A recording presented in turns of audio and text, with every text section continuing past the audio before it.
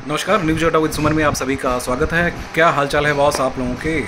आज फिर से जो खबर है वो दिल्ली सरकार से जुड़ी हुई खबर है और दिल्ली सरकार के एक ऐसे विभाग जहां सरकारी कर्मचारी जीवन में एक बार तो जाना ही चाहते हैं। जी हाँ, जीवन में एक बार जाना चाहते हैं। अगर एक बार चले गए तो बार बार जाना चाहते हैं और उसके जाने के लिए, उस विभाग में जाने के लिए मधुमक्खी की तरह लपकते रहते हैं। और अभी आपको बता दूं कि तकरीबन 1 साल 1.5 साल पहले तक उस विभाग में कुछ ऐसे ऑफिसर्स का कब्जा रहा है जिनके पास पैसे हुआ करते थे, पॉकेट में धन, तो जहां करे मन वहां जाइए। दिल्ली सरकार के किसी भी विभाग में पैसा दीजिए और वहां घुस जाइए। जी हाँ, मैं चर्चा कर रहा हूँ फिलहाल दिल्ली सरकार के सबसे चहेते डिपार्टमेंट, जो है दिल्ली सरकार का सबसे चहेते डिपार्टमेंट कौन सा है, तो जो हमारे साथ सरकार अधिकारी जुड़े हुए हैं या कर्मचारी जुड़े हुए हैं उनके चेहरे पे जरूर चमक आ गई होगी। जी हाँ, मैं जीएसटी की चर्चा कर रहा हूँ, जीएसटी की बात कर रहा हूँ।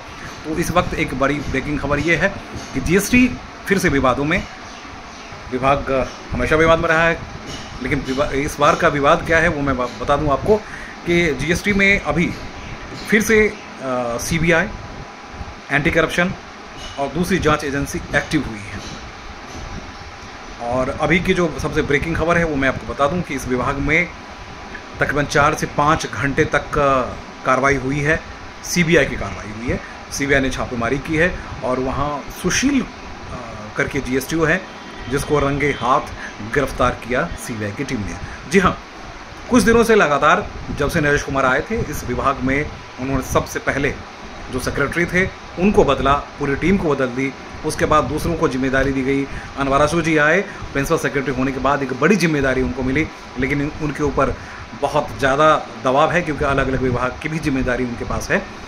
जल बोर्ड के भी बॉस वही हैं और उसके बाद जीएसटी के भी बॉस हैं। और जीएसटी खुद में क्योंकि सबसे बड़ी कमाई करने वाला जो ये एजेंसी है या यूँ विभाग है, तो उस विभाग में लंबे चौड़े फेरबदल हुई है। और फेरबदल होने के बाद जो ट्रांसपेरेंसी लाने के लिए कैमरे तमाम सारी चीज़ें लगा दी गई है। लेकिन जो मेरे पास इन्फॉर्मेशन है वो ये है कि सुनील कुमार या सुशील कुमार नाम में हो सकता है, मैं कंफ्यूज कर रहा हूँ, जीएसटी है जिसको कल 40,000 रुपये कैश लेते हुए सीबीआई की टीम ने गिरफ्तार की।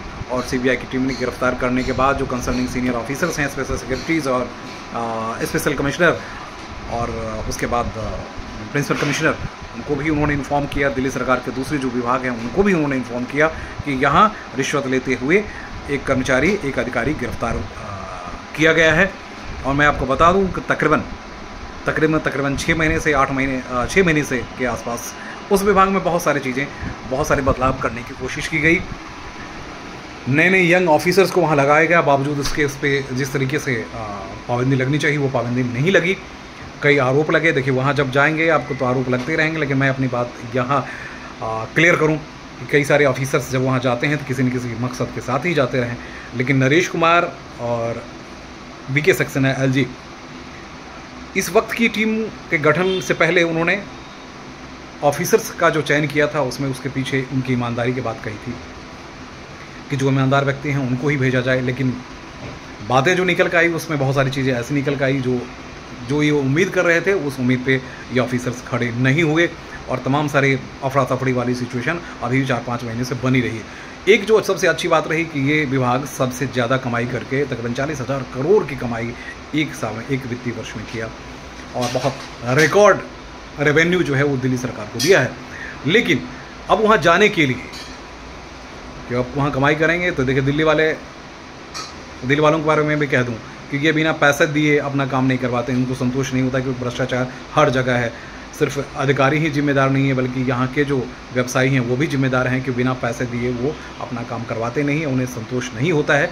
तो इस तरह की चीज़ें होती रही। नतीजा ये रहा कि वहाँ बड़ी ईमानदारी के साथ राजशेखर जी ने और उनकी पूरी टीम ने अच्छे ऑफिसर्स को जो सालों साल कहीं बैठे हुए थे उनको वहाँ नियुक्त किया। लेकिन उसमें से कुछ लोग गए जो आप समझ ही रहे हैं कि भाई मधुमक्खी अगर गुड़ पे बैठे तो कुछ न कुछ खा जाएं, या यूँ कहिए कि कुछ ऐसे अधिकारी भी हैं जो ईमानदार हैं। काजल की कोठी में आप जाते हैं तो आपके ऊपर काजल लगना तय है। बावजूद इसके बहुत कुछ होता रहा। कैमरे वहाँ उस तरीके के लगाए गए जिसमें कि अगर कैमरे कैप्चर करने कोई भी बातचीत हो रही है तो वो बातचीत कवरअप होती है और उसके तमाम सारी चीज़ें होती रहती है। अब जो अभी जो सबसे बड़ी परेशानी थी, अभी परेशानी ये थी कि कुछ ऐसे GSTO हैं जिनका नाम अभी मैं नहीं लूँगा और कुछ दिनों में मैं आपको फिर खुलासा करूँगा, जो ठेकेदारी लेके बैठे हुए थे अलग अलग विभाग, अलग अलग वार्ड्स के। फेक फॉर्म के नाम पे भी वहाँ करोड़ों का घोटाला हो चुका है, जिसकी जांच करने के लिए ऑलरेडी LG साहब ने CBI से भी इंक्वायरी, CBI को भी डायरेक्शन दे चुके हैं। अभी बीच में भी शिकायतें आई थी, कई सारे ऑफिसर अब नपने वाले हैं वहाँ, कई सारे ऑफिसर्स को बचाने की भी वहाँ कोशिश हो रही है, ये भी मेरे पास इन्फॉर्मेशन है। लेकिन मैं एक चीज़ की श्योरिटी आपको दे दूँ कि जब तक नरेश कुमार हैं और जब तक राजशेखर जी हैं या उनकी टीम है, ईमानदार टीम है, तब तक इनको बचाना बेहद मुश्किल ही रहेगा और ये नप जाएंगे, क्योंकि इतने ऑफिसर्स नपे हैं, सस्पेंड हुए, टर्मिनेशन तक हो चुका है। लेकिन इनके मोटी चमड़े वाले जो लोग हैं ना, जो लालची लोग, वो किसी भी सूरत में कहीं भी कुछ भी करने को तैयार हैं। अभी बीच में काफ़ी लोगों को वहाँ से भगाया गया।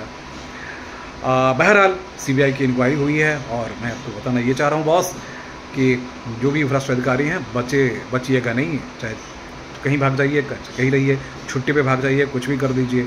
नरेश कुमार जी का 3 महीने का एक्सटेंशन हो चुका है, तो इस बीच में इसके ऊपर, इस विभाग के ऊपर निगरानी है और अलग अलग तरह की निगरानी है, तो बचिएगा नहीं भ्रष्टाचारियों। आने वाला वक्त आपको बहुत बुरा हो सकता है। नमस्कार।